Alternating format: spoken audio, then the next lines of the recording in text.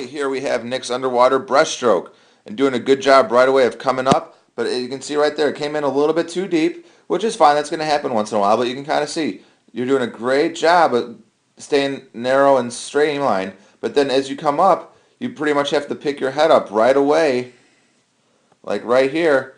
And look at this. Instead of carrying your body forward through the water, you have to carry your body up because you went so deep. So really try and work on that dive so that you shallow it up a bit instead of going deep.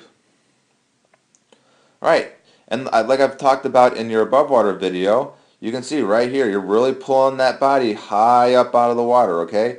Hips right here, and you're almost breaking the surface line with your hips. Make sure you try and keep that body nice and low when you're in the water, okay? Just shorten it up a little bit, but other than that, your arm pull looks really good. Your kick and timing is really good with that. So we're going to kind of see you coming back, so we can look at a little bit about how your arm pull looks.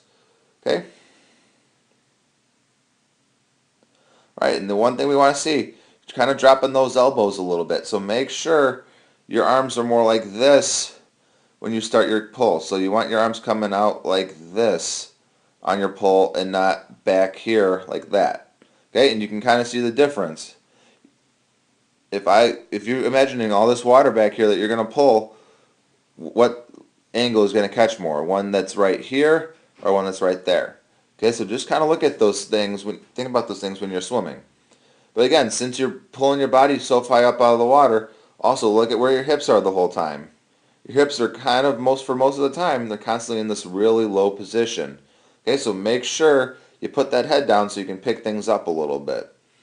But other than that, everything else looks real good. Just work on those few key components, and you'll see changes immediately. Hey, here's Nick Pecораro's breaststroke, and this is the above water video for him. And you can kind of see right away, Nick has a very natural breaststroke. Okay, it's really powerful, very aggressive, and it really helps him shoot forward through the water. And honestly, the only really comment I have on this is that Nick, he probably could just not come out of the water so high.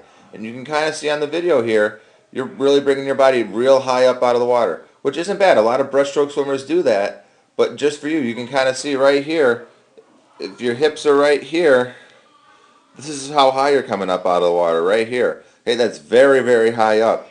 Remember, we're not trying to see how high you can get out of the water. We're trying to get you to shoot forward more. Okay? So if you kind of reduce that angle and come up more like at this angle, what that's going to do is it's going to help get your height up out of the water and use that natural power that you have. But what it's also going to do is it's going to create more forward momentum than upwards momentum.